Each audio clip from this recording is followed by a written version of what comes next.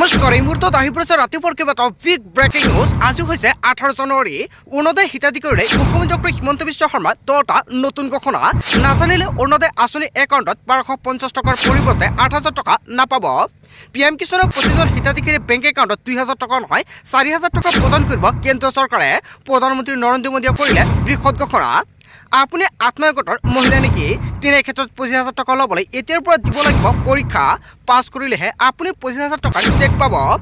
যদি আপুনি চৰকাৰী ঘৰৰ বাবে জিঅ'ৰিং কৰিছে, চৰকাৰী ঘৰ নতুন নিয়ম সলনি হৈছে। ৰেচন কাৰ্ড থাকিলে নতুন নিয়মেৰে লাভ কৰিব লাগিব ৰেচন। কেইবাটাও নতুন নিয়ম সলনি হ'ল। লগতে কেইবাটাও ৰাজনৈতিক খবৰৰ লগতে অৰাজনৈতিক খবৰ যুগুত কৰা হৈছে আজিৰ দিনটোত। গোটেই অসম তথা ভাৰতৰ বিভিন্ন প্ৰান্তৰ পৰা যুগুত হৈছে কেইবাটাও ডাঙৰ খবৰ। এনেবোৰ খবৰ নিতৌ পাই থাকিবলৈ চেনেলটি ছাবস্ক্ৰাইব কৰি ভিডিঅ'ৰ এটা লাইক কৰিবলৈ নাপাহৰিব। আজিৰ আমাৰ প্ৰথম খুবেই গুৰুত্বপূৰ্ণ খবৰ হৈছে অসমবাসীৰ বাবে এটা ডাঙৰ খবৰ। অৰুণোদয়ৰ লাখ লাখ হিতাধিকাৰীলৈ কেইবাটাও ভাল খবৰ আহি পৰিছে। অৰুণোদয় 3.0 মুকলি কৰি অৰুণোদয় 3.0 মুকলি কৰি 10টা নতুন ঘোষণা কৰিছে মুখ্যমন্ত্ৰী ডক্টৰ হিমন্ত বিশ্ব শৰ্মাই। ফেব্ৰুৱাৰী মাহত অৰুণোদয়ৰ হিতাধিকাৰীক ডাঙৰ উপহাৰ দিব চৰকাৰে। অৰুণোদয় 2.0 অৰুণোদয় 3.0 তালিকাত নাম থাকিলে আপোনাৰ বাবে অত্যন্ত ভাল খবৰ। বিশেষ উপহাৰ প্ৰদান কৰিব চৰকাৰৰ ফালৰ পৰা মুখ্যমন্ত্ৰী ডক্টৰ হিমন্ত বিশ্ব শৰ্মাই কৰিলে ঘোষণা। ৰন্ধন গেছৰ আবেদন পত্ৰ জমা দিলে আৰু আপুনি লাভ কৰিব 250 টকা অতিৰিক্তকৈ। যদি অৰুণোদয়ৰ তালিকাত নামটো অন্তৰ্ভুক্ত হৈ আছে তেনে ক্ষেত্ৰত 1250 টকা নহয় 8000 টকা ল'বলৈ সাজু হওক। এই 8000 টকা পাবলৈ 10টা নতুন নিয়ম সলনি হৈছে।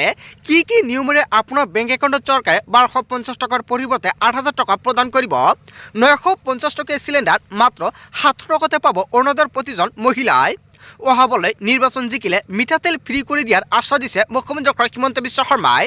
অৰুণোদয় লাভ কৰা বেংক একাউণ্টৰ KYC ঠিক কৰি ল'বলৈ আহ্বান জনাইছে মুখ্যমন্ত্ৰী। অৰুণোদয় আঁচনিৰ টকা নিয়মীয়াকৈ পাই আছে নেকি আপোনাৰ একাউণ্টত?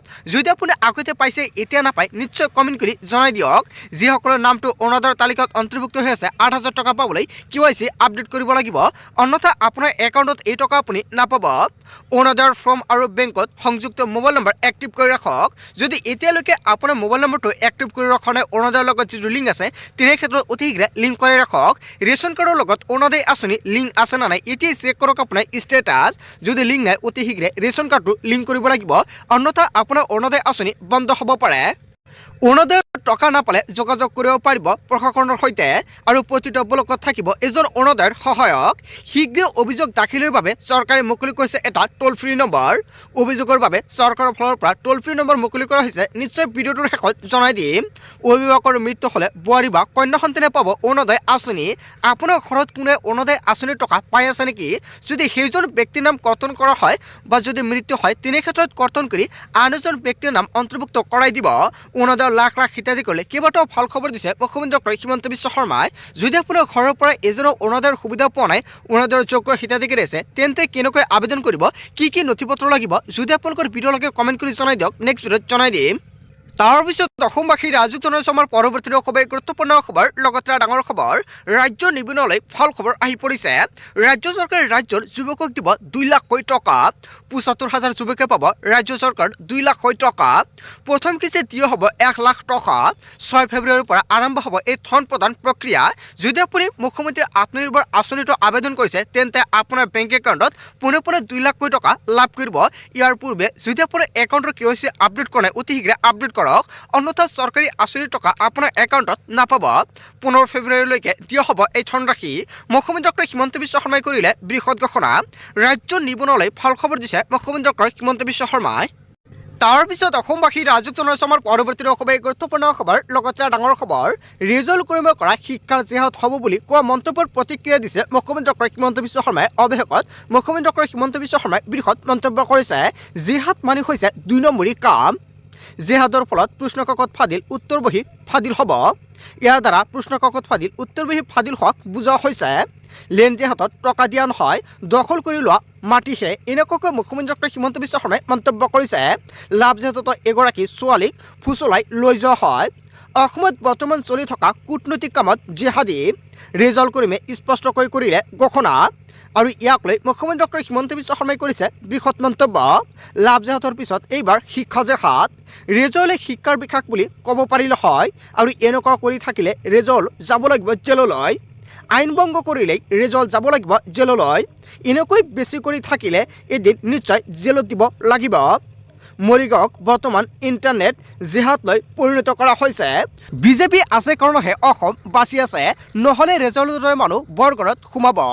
ৰেজাল্ট কৰিমে শিক্ষাৰ জিহাদ হ'ব বুলি কোৱা মন্তব্যৰ প্ৰতিক্ৰিয়া প্ৰকাশ কৰিছে মুখ্যমন্ত্ৰী ডক্টৰ হিমন্ত বিশ্ব শৰ্মাই। হয়, অসমৰ মুখ্যমন্ত্ৰী ডক্টৰ হিমন্ত বিশ্ব শৰ্মাই যিটো মন্তব্য কৰিছে বা প্ৰতিক্ৰিয়া প্ৰকাশ কৰিছে, জনতাই কি ক'ব? যদি জনতাৰ কিবা মন্তব্য কৰিব লগা থাকে আপোনালোকৰ মন্তব্যটো নিশ্চয় কমেণ্ট কৰি জনাই দিব। তাৰ পিছত অসমবাসী ৰাজুক জনাইছো আমাৰ পৰৱৰ্তী খুবেই গুৰুত্বপূৰ্ণ খবৰ, লগতে ডাঙৰ খবৰ। ৰিজাল্ট কৰিমে কি মন্তব্য কৰিছিল এতিয়া সম্পূৰ্ণকৈ স্পষ্টকৈ জনাই আছো।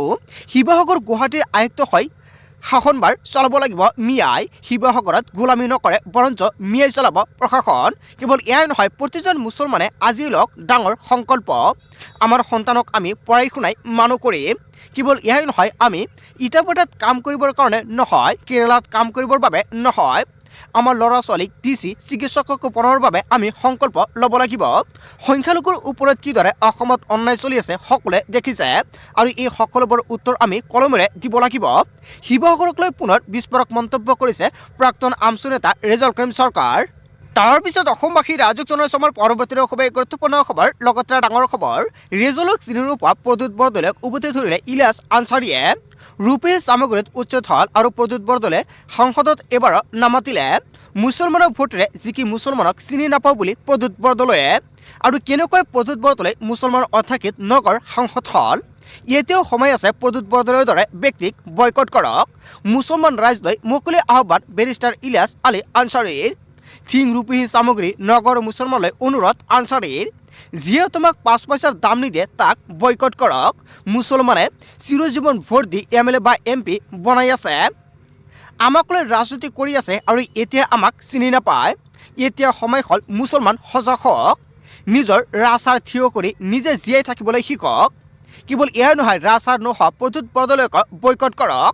আগন্তুক নিৰ্বাচনত যাতে গাঁৱত প্ৰৱেশ কৰিব নোৱাৰে তাৰ ব্যৱস্থা কৰক ৰাইজে।